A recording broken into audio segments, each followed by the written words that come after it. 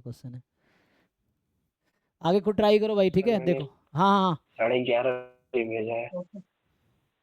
इसमें एक्चुअली ये जो आपने अपनी भेजा है ना, ये क्वेश्चन और थोड़ा सा स्टैटिस्टिक्स का समझ में नहीं आ रहा है, इक्वल टू है और कंटिन्यूअस डिस्ट्रीब्यूशन, इसकी प्रोबेबिलिटी तो जीरो आनी चाहिए। लेकिन सैंपल साइज अलग अलग कर दिया ना, दिक्कत ये है यहाँ पे, शायद यही है ना। हाँ yes sir, sample sample size size अलग बदल अलग है। दिया शायद ना। देखो क्या बोल रहा है कि, देखता हूँ सीधा, यस एक्स वन एक एक्स है टू 21 है क्या 22 है। x1 x2 IID random variable है, यूनिफॉर्म है इंटरवल 0 1 पे, x1 x2 xn, और y1 yn के डिनोट कर रहा है kth order statistics based on sample x1 x2 xn। अच्छा yn k है, kth order statistics n sample में, ठीक है। तो मतलब इनर वाला सैंपल साइज है, बाहर वाला ऑर्डर स्टैट्स है। तो क्या प्रोबेबिलिटी है कि y21 7 इक्वल है y22 7 में। तो इसका मतलब है, मैं अपने नोटेशन के हिसाब से समझूं तो ये y7/21 एंड y7/22, ये ऑर्डर स्टैट्स का नोटेशन यूज़ कर रहा हूँ। तो ये है उनका नोटेशन, वो था मतलब ये 7th order statistics 21 sample size, जी 7th ऑर्डर स्टैटिस्टिक्स 22। तो सैंपल साइज बदल दिया ना, दिक्कत ये है। अगर वैसा होता तो इसमें एक नंबर है, मतलब मान लो 21 नंबर है और इधर 22 नंबर है, तो क्या प्रोबेबिलिटी है कि सातवां उसमें और सातवां इसमें इक्वल हो जाएगा, ये चीज़ है। x1 x2 xn with ID random variable uniform distribution से है।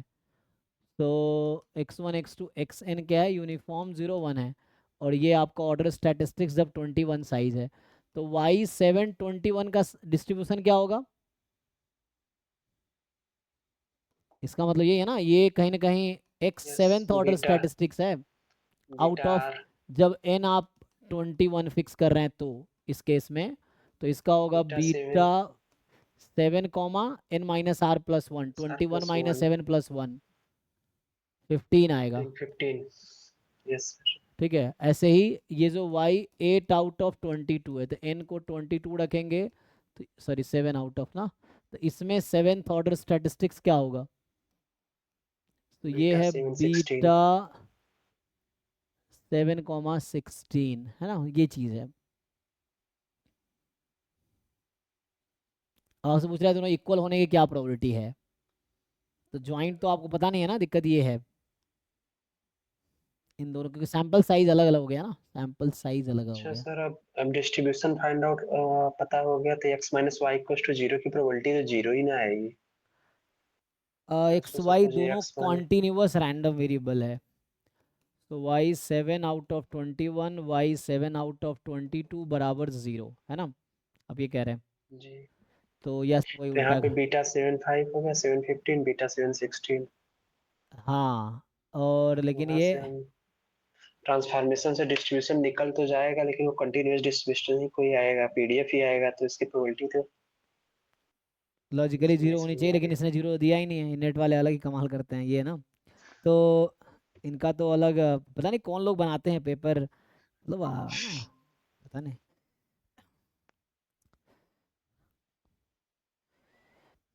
इसमें आंसर पहले भी आया हुआ, इसका आंसर शायद क्या है, 7/11 देता है ऑफिशियल में। देखना पड़ेगा सर।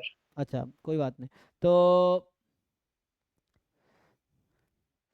इसमें पूछता है कि मेनली मुझे लग रहा है ये डिस्क्रिप्टिव स्टैटिस्टिक्स बेस्ड है, ये रैंडम वेरिएबल, ठीक है, मतलब रैंडमली हमने नंबर चूज कर लिया 0 1 में।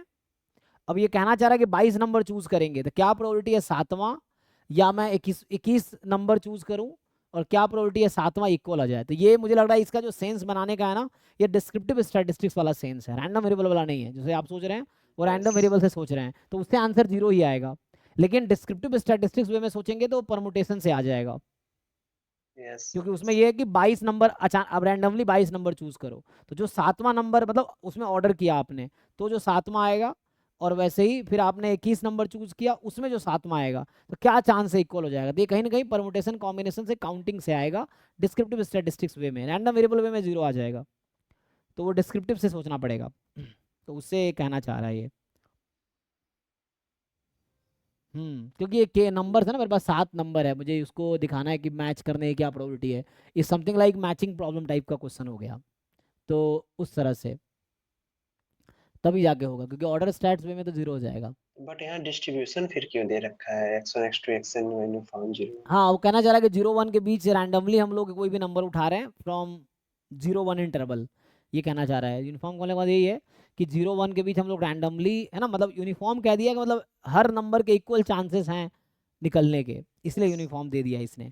कि मतलब हमने एक रैंडमली एक नंबर चूज किया इंटरवल 0 1 में से, दूसरा तीसरा चौथा पांचवा छठा 22 नंबर सेलेक्ट किया, तो सातवां देखो क्या है ऑर्डर में, पहले ऑर्डर कर लो उसको, फिर सातवां देखो क्या है, और दूसरे में 21 बार सेलेक्ट किया, उसमें सातवां क्या है, तो क्या प्रोबेबिलिटी है कि दोनों इक्वल हो जाएगी। तो बस वो वही ऑर्डर करने हैं एक्चुअली, क्या क्या हो सकता है ये देखना पड़ेगा।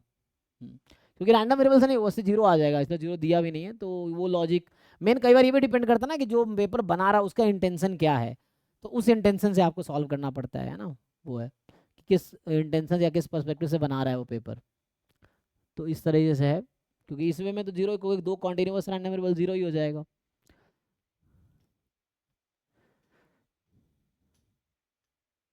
तो आएगा क्या बताओ, अगर हमारे 22 नंबर 21 नंबर चूज करोगे, उसमें देखो अब कितने पॉसिबिलिटीज हैं टोटल, एंड देन क्या हो सकता है।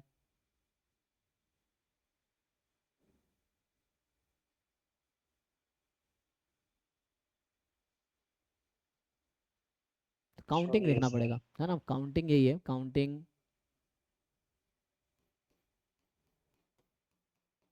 x22 यस है। सर, इसका 15/22 आंसर है। अच्छा, तो काउंटिंग देखना पड़ेगा कि एक बार, है ना, 21 इस तरह से है, एक 20 है 20, अब ये बताना है कि जो सेवेंथ वाला है यहाँ पे और जो सेवेंथ वाला यहाँ पे वो इक्वल हो जाए, इसकी क्या प्रोबेबिलिटी है।